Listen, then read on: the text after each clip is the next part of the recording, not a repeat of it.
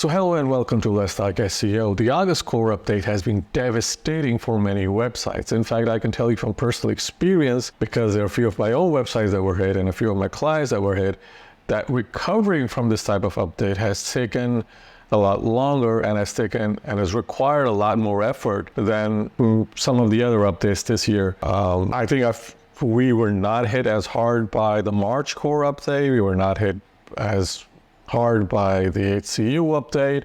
Even the updates from the past year weren't as bad as the August core update, which led me to dig in to figure out exactly what this update was doing. And there are a few things I found out that we'll talk about in this video, but there are lots of things that I figured out, but I cannot confirm. And so this has not made it to this video. So if you're a regular SEO, I would urge you to do your research and to test. As I always say, every SEO should be testing. And so if you're not testing, you're not going to be ahead in SEO. That's just the way it is, because things change so fast with Google. And even if you're trying to do SEO for Bing or any other search engine. So since Google is the biggest search engine, you would want to make sure that you're updated with the latest what Google is doing. Now, in this video, we'll go ahead and I'll dissect exactly what I found from the August core update and what I have done to recover my clients from the August core update. Now, the exact steps I took to help my clients recover are not in this video, because that's something that's reserved for my clients because I work on their sites. But what's here is the biggest things that Google has changed. And if you can make those changes to your site, you would be on a solid footing towards improving your search standing. Now, the other thing that's worth noting here is, for now, Google has very high volatility. And the reason for that is vastly unknown. My explanation is Google is running a update on the back end, which is not announced. And because it's not announced, we don't know what the update is, but there's high volatility. Now, you can wait for until the volatility is over, or you can decide to make those changes today, depending on how you want to manage your website or your client's websites. So without further ado, let's jump right to it. All right, so the August core update I have termed website killer, not only because some of my own websites tanked, but also a couple of my clients' sites tanked. And they tanked in a way that they went from being number 1 to number 30, number 40. And I have been working hard on helping them recover. And so even as an experienced SEO, I'm not immune to being hit by an update. All of my clients have managed to recover, but there was another problem. And the problem is volatility. So they've been jumping from number 1 to number 3 to number 6 to number 1 again to number 8. And this volatility is ongoing, as I mentioned in the introduction. There's nothing really I can do about the volatility, because the SERPs itself and everyone else is now experiencing this volatility. But as I promised in this presentation, I'm going to go ahead and show you exactly what Google has changed. At least that has been my experience based on recovering sites, and also now based on people who have come to me to help me recover their sites. And so I'm kind of speaking also from past experience from recovering sites, what Google kind of looks at and what I'm monitoring consistently to make sure that, I'm up to date with what Google is changing. So here is some of the volatility that I've been experiencing. So if you look at when the update was ongoing during August, you can see that there's not a lot of volatility. There is some volatility. Some of the SERPs jumped around, and these are my sites. And you can see from number 1, gone down number 3. But then comes September, and there's a lot more volatility in September, and this is weeks after the update is supposedly finished rolling out. And you'll see from number 10, we've dropped 18 points, 18 positions, and prior to that we would drop 17 positions, and then back to number 10. Previously we were number 8, and even before that we were actually number 4 for this high traffic keyword, which is also the primary keyword of this site. And you can see across here we were number 10, and now we're number 30 for this. And this is another site I'm working on recovering for someone who used to be my client.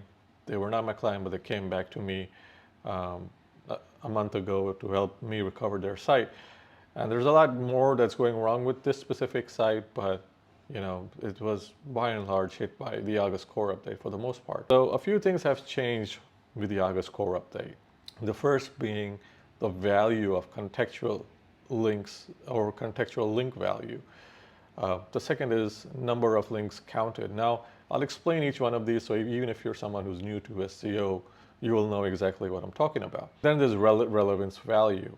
Now, all of this traditionally has always been a big part of SEO. And if you've not understood this, you would have a hard time ranking a site. However, in the past, even if you didn't understand any of this and you were just doing lots of off-page and you were writing good content, that would be enough to rank or outrank your competitors. But now it's not enough. So contextual link value. So let's say you're creating a page. So this is the source page here in gold.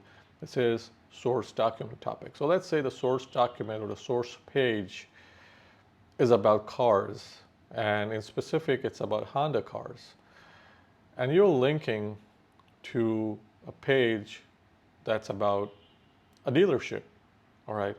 So car dealership, so you would say, all right, cars is contextually relevant to dealership. But Google might not see that.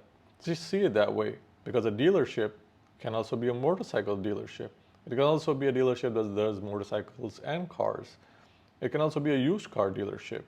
So you would have to contextualize within your document what you're linking to and how that document adds value to the reader. And so the way to look at it, at least for me, is like you have a destination document that you're linking to from your source document has less than or equal to the value of the source document. So let's say you're writing about a brand like Honda. If you're linking to a page that's about Honda, even if it's an outbound page, it's honda.com, you know that that's a contextual branded link. So that is equal to or higher than the value of your source document. Or you can also link to a page about Honda motorcycles. That's not necessarily honda.com, but it's a website that sells Honda motorcycles. So you can see that you have to build this contextual relevance with your internal links. And so when I went ahead and changed the contextual relevance of the internal links, or on some of the sites that were hit, I saw an instant bounce back of rankings, and I've been able to replicate this specific thing across 4 websites. And so I know this works. Now, there could be other factors at play as we look at, but this was the only thing that was changed and the website bounced back. So the next one is number of links counted. Now, Google does not count every internal or external link on your website or even on your web page. So if your web page has 10 links, Google isn't going to crawl all 10 of those links. Google isn't even going to value all 10 of those links. But now Google is valuing even fewer of those links. So you've gone down from, let's say, which was a hypothetical 100 to an 80. So now if you have 10 links, Google just value 5 of those links or 4 of those links. So we never knew exactly how many links Google was valuing or in the past. But we now know that Google is valuing a lot less. And I think more testing needs to be done with this. But for now, I know that there's a lot less internal links that Google is looking at when you have those links placed on your page. The other most important part now is the placement of your internal links. So if all your internal links are at the bottom of the page or in the middle of the page, Google might just ignore every one of them. And I've seen instances of this happen. Your most important link, and this has traditionally always been a part of SEO, should be the first one, the first paragraph. Ideally, the first sentence.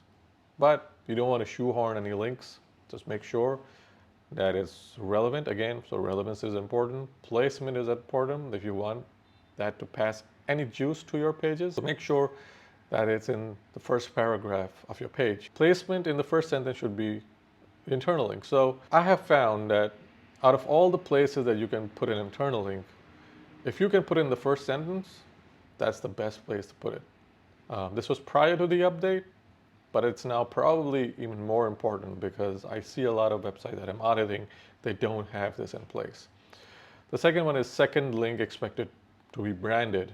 I think I should have been branded. So if the first internal link is an anchor text and it has your keyword in it, your second one, Google is expecting to be a brand. Now, I would say on every page that you create that has internal links, at least one link should be your brand link, which can point to your homepage. It does not matter. So now Google is expecting your second link to be a branded link. And this is because traditionally, PBNs don't have a brand. And so this is to try and root out very well-designed PBNs. And at least that's my opinion.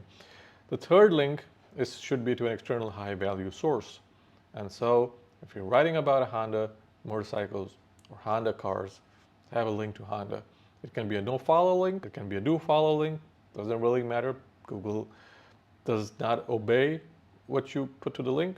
But if you want to feel like if you don't want to pass, let's say, link juice, you can do a no-follow link. The next one is relevance value. So the importance of relevance is now higher than it was ever before. And contextual, so you talked about the context of those links, and now you need to talk about the relevance of those links. So how relevant? So if you are talking about, let's say, Honda motorcycles, and you just had a link to Honda and honda.com or honda.us or whatever the website is, and the page that you're pointing to just has cars on it, that's not a contextually relevant link. So you want to point to Honda motorcycles or the page within Honda that has motorcycles on it for that to be contextually relevant. So now, not only should your on-page content be relevant, but your anchor text should be relevant to the content of that page.